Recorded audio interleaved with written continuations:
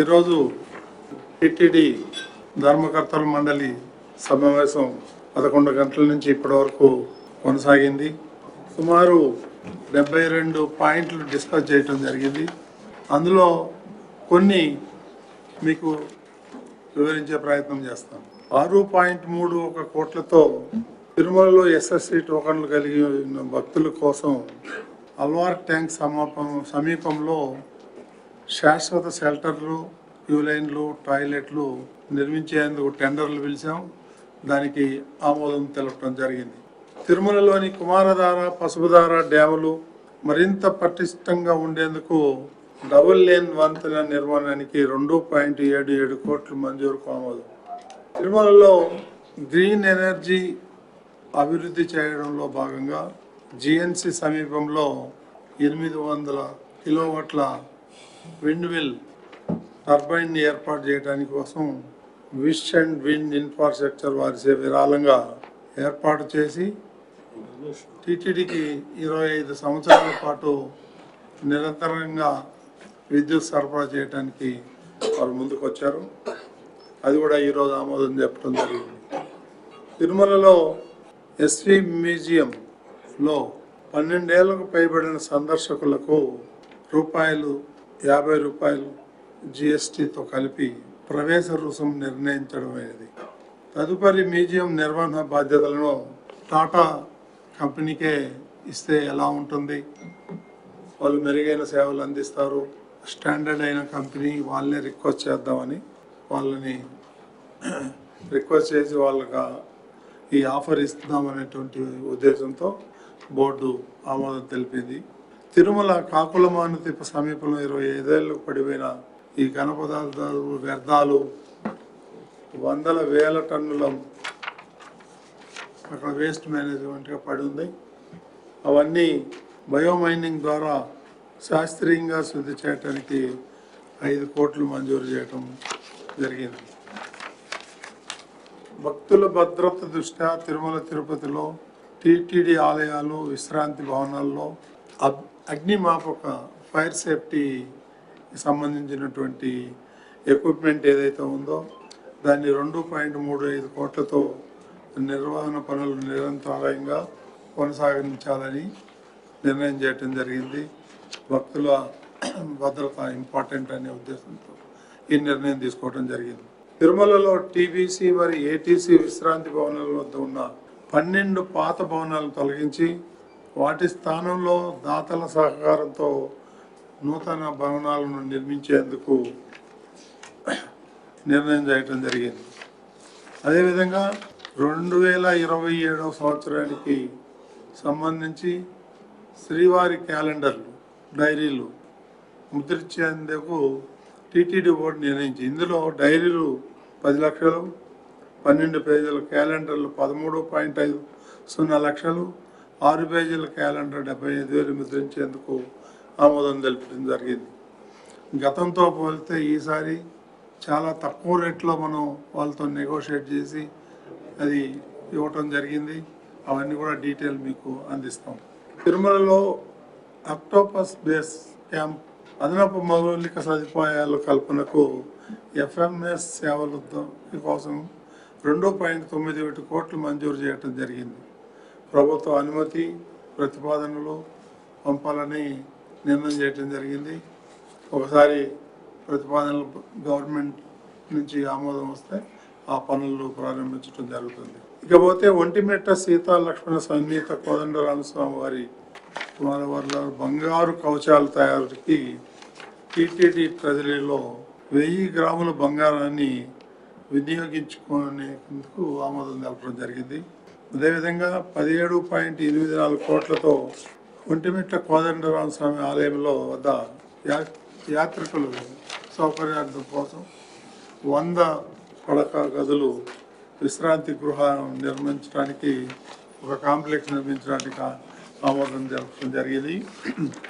ఒంటిమిట్ట కోదండరామస్వామి వారి ఆలయం ఈశాన్య మాడ వీధుల విస్తరణ కోసం కూడా యాత్రికుల సౌకర్యం అభివృద్ధి కోసం 6,103 చదరపు అడుగుల భూమి సేకరణ నిమిత్తం జిల్లా యంత్రాంగానికి 2.11 కోట్లు చెల్లింపునకు టీటీడీ నిర్ణయం తీసుకోవడం జరిగింది.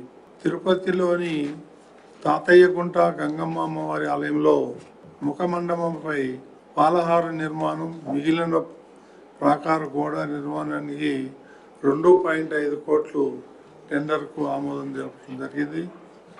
టీటీడీ లాంటి ధార్మిక సంస్థల ఋగ్వేదం, యజుర్వేదం, సామవేదం ఆధారణ పదాలను నిరంతరాయంగా పారాయణం జరిగేలా చర్యలు చేపట్టాలని, ఇందులో భాగంగా రాష్ట్రంలోని ప్రముఖ ఆలయాల్లోని కూడా నిత్య పారాయణం, లోక కళ్యాణం జరిగేలాగా వేద పారాయణం స్కీమ్ ద్వారా 791 మందిని సంభావన వేద పండితులుగా నియమించేందుకు నిర్ణయం తీసుకోవటం జరిగింది. అదేవిధంగా హిందూ ధర్మ ప్రచార పరిషత్ దాని సాహిత్య ప్రాజెక్టు, అన్నమాచార్య ప్రాజెక్ట్, ఎస్వి సంగీత నృత్య కళాశాల తదితర విభాగాల్లో సేవలందిస్తున్న కళాకారులను పారితోషికాన్ని ఆయా కళాకారుల నైపుణ్యాన్ని బట్టి పెంచేందుకు ఆమోదం తెలపడం జరిగింది. అదేవిధంగా టీటీడీ క్యాంటీన్ల విభాగంలో ఉన్న 65 సర్వర్ల పోస్టులను క్యాటరింగ్ సూపర్వైజర్ పోస్టులుగా అప్గ్రేడ్ చేసేందుకు ప్రభుత్వానికి ప్రతిపాదనలు పంపాలని నిర్ణయం చేయడం జరిగింది. ఈ రోజుకు ఉన్నటువంటి ఈ ముఖ్యమైనటువంటి అంశాలు, చాలా అంశాలు మీద డిస్కస్ చేసామని, అందులోని కొన్ని ముఖ్య అంశాలు ఈ రోజుకి ఇవే ఉన్నాయి. ఇకపోతే టీటీడీలో డొనేషన్ పాలసీస్ ఎప్పటి నుంచో ఎన్నో సంవత్సరాలు, వాటన్నింటినీ స్టడీ చేసి అందరికీ ఒకే విధంగా అర్థమయ్యే విధంగా ట్రాన్స్పరెంట్గా ఉండాలి, ఈజీగా ఉండాలి, యాక్సెస్ చేయటం అంటే దాన్ని డొనేషన్ ఇవ్వటానికి వాటి యొక్క ప్రివిలేజెస్ ఏంటి అని తెలుసుకోవటం, అందరికీ సరైన సమాచారం ఉండాలి. అది మార్పులు చేర్పులు కూడా అవన్నీ సులభతరంగా సాంకేతిక పరంగా ఆన్లైన్లో చేసుకునే విధంగా కొత్త పాలసీ తీసుకురావటం జరిగింది. ఇందులో ప్రధానమైనది ఏంటంటే ఇంతకు ముందు ఉన్న ప్రివిలేజెస్ని అన్ని రేషనలైజ్ చేస్తూ రాబోయే కాలంలో భక్తులకి, సామాన్య భక్తులకి కూడా ఎక్కువ సమయం దర్శనానికి అందుబాటులో ఉండాలి అనే ప్రధాన ఉద్దేశంతో డోనార్స్ యొక్క ప్రివిలేజెస్ని కొంచెం తగ్గిస్తూ ప్రధానంగా ఈ పాలసీని తయారు చేయటం జరిగింది. ఈ పాలసీ ఈ రోజు రాత్రి 1:30 గంట నుంచి అమల్లోకి వస్తుంది. ఓకే, రాత్రి అంటే ఇక రాబోయే అర్ధరాత్రి 12 గంటల తర్వాత నుంచి అమల్లోకి వస్తుంది. సో ఇది క్లుప్తంగా ఇప్పటి వరకు దగ్గరగా 1,90,000 వరకు డోనార్స్ ఉన్నారు. అంటే వివిధ, అంటే 1,00,000 డొనేట్ చేసే వాళ్ళు, అన్ని రకాల వాళ్ళు కలిపి ప్రధానంగా $10,00,000 మనకి పెద్ద నంబరు. అంటే 1,00,000 డోనర్స్ ఎట్లాగా 1,50,000 వరకు ఉన్నారు. బట్ 10,00,000 డోనర్స్ కూడా మేజర్ చంక్, అంటే ప్రివిలేజెస్ వైజ్ కానీ నేను ఒక 22,000 వరకు 10,00,000 డోనర్స్ ఉన్నారు. లాస్ట్ నేను జాయిన్ అయిన టైంకి 19,000, అంటే లాస్ట్ 4 నెలల్లోనే దగ్గరగా 2,000 చిల్లర పెరిగారు. అంటే ఆ సెక్టర్ చాలా స్పీడ్గా పెరుగుతుంది. సో కాబట్టి ఇట్లాను వెళ్తే డోనార్స్ ప్రివిలేజెస్ ఎక్కువై సామాన్య భక్తుడికి అవైలబుల్ టైం బాగా తగ్గిపోతుంది అనే ఒక ఆలోచనతోటి ప్రతిదీ ఒక టైం లిమిట్ పెట్టుకుంటూ, అంటే 15 సంవత్సరాలు కొన్ని, 20 సంవత్సరాలు కొన్ని, ఒక టైం లిమిట్ పెట్టుకుంటూ అన్నింటినీ రేషనలైజ్ చేయటము జరిగింది.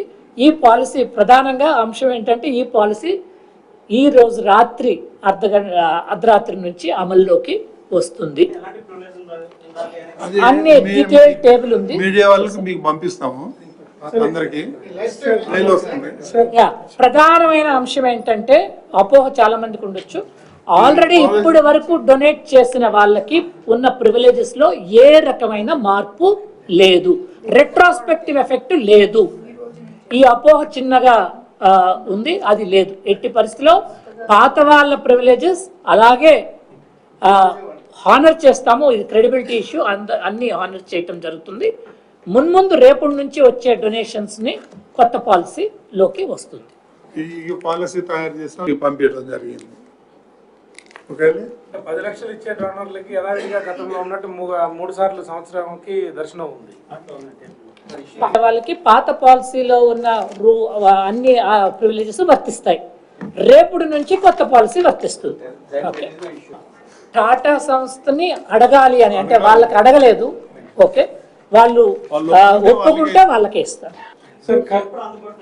Probably in the next 2 months. Sir, Karnataka ముఖ్యమంత్రి గారు చేసిన రిమార్క్స్ కి సంబంధించి హారతి ప్రివిలేజెస్ సంబంధించి బోర్డులో ఏమైనా డిస్కషన్ జరిగిందా? డిస్కషన్ జరిగింది. మరి ఆయన ఏదైతే కామెంట్ చేశాడో అవగాహన లేక చేసినట్లుంది. దాన్ని మనం టీటీడీ బోర్డు నుంచి లేదా టీటీడీ నుంచి ఆయనకి రిజైండర్ పంపించడం జరుగుతుంది. పాలసీ ఇట్లా ఉంటుంది, ఇట్లా ఉంటుంది, తెలియక మాట్లాడారేమో అనుకుంటున్నాను.